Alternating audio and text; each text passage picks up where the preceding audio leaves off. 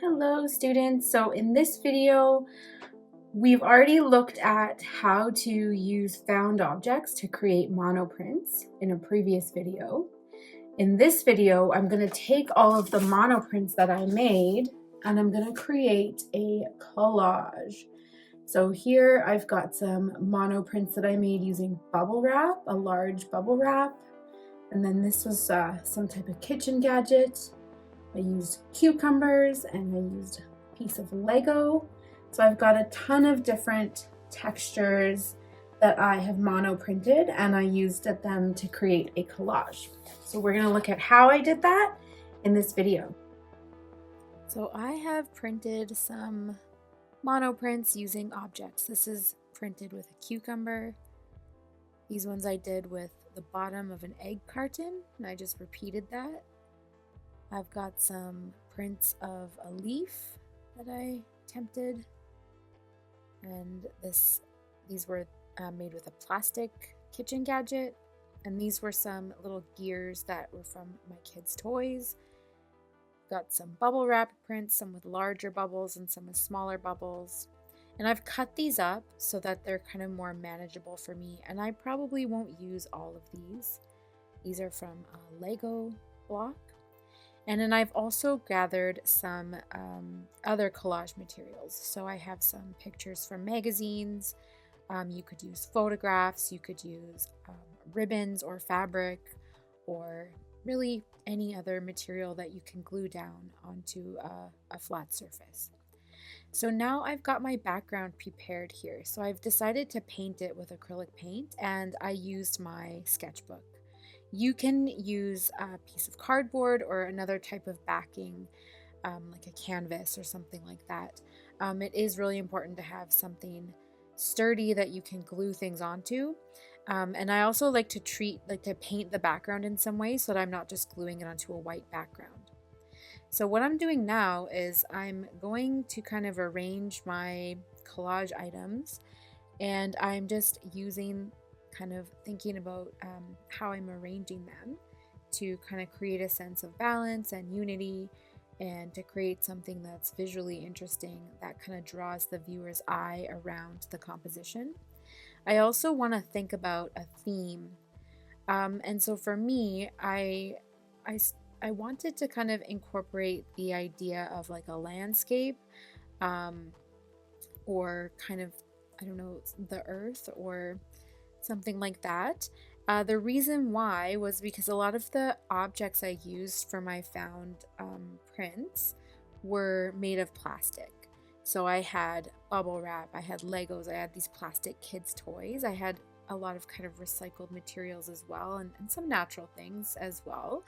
But I thought that with the plastic items, it would be kind of interesting to think about the landscape. So what I'm doing here is I'm laying out my compositional elements, and I'm like assessing how they look, deciding what I think about it. And I'm kind of using a combo of tearing the pages and cutting, and I'm not making any commitments and not gluing anything down right yet. So I decided that I want to change the orientation of my composition completely, and it's just not working for me. I'm going to take out, I have way too much stuff, so I'm going to take out quite a bit and just kind of focus on some of the found prints that are really interesting to me, that I really like. And I'm going to try again.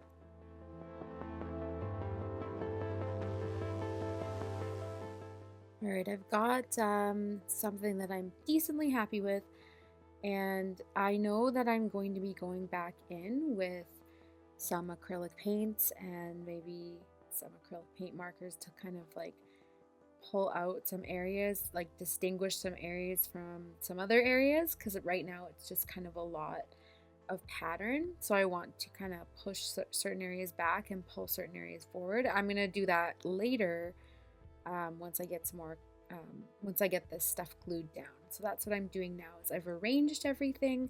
Now I'm going to use my glue stick and glue it down. You're welcome to use whatever type of adhesive glue you have, and you can paint over top of your your collage pieces with like something like Mod Podge or white glue afterwards. So yeah, I'm gonna fast forward the video here, speed up the video a little bit, and as I glue everything down.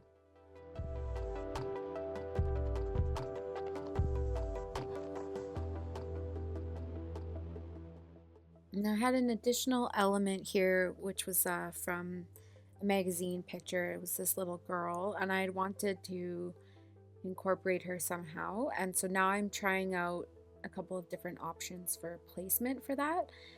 So I recommend, with all the items or the elements, the compositional elements that you have, that you kind of try out a bunch of different options just to see which one suits your purpose best.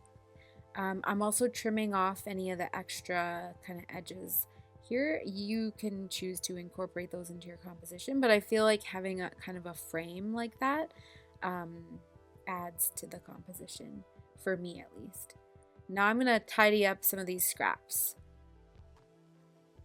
All right, so now I'm doing what I said before, where I'm gonna use some acrylic paint, and I'm going to use it to kind of pull areas up or make them come forward. So I'm using this fluorescent pink paint, and I know that that's a very warm color that's definitely gonna pull things forward, and I can use it because it's quite transparent, it's not very opaque. I can kind of go over areas with it and it will still show up, like the patterns underneath from the monoprinting will still show up. So I might kind of use it as like a little clear wash over top of certain parts in order to kind of add some definition to my composition, because right now the pink is kind of the only contrast that I'm having, because a lot of the other colors are, you know, our greens and our browns and our yellows and kind of that analogous range. So that's what I'm doing now.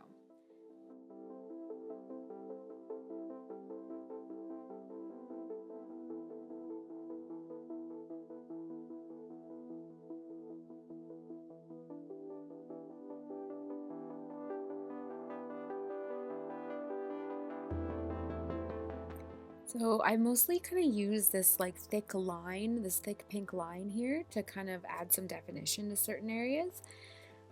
You can definitely use line, but you can also use areas of color, washes of color over top of certain sections, or you could do kind of like a different pattern over top of specific sections, or variations in value. Like, think about the elements and principles of design and how you can create interest and unity and balance within this composition so that the viewer's eye kind of goes around and notices different things. So I've used my white Posca marker here to just add a kind of little outline to some of those shapes there in the sky. I'm going to continue to use the Posca marker to do that. And I also suggest taking a step back from the work every now and then to sort of see what it might need. Look at it from far away, see where your eye is drawn to, and maybe areas where the eye doesn't go, and make sure that there's some contrast, but we also want to have some balance too. So I'm just going to continue working on this, and I'm going to show the final results when I'm all done. All right, here it is. I hope that you found it helpful to see this process. Thank you so much for watching.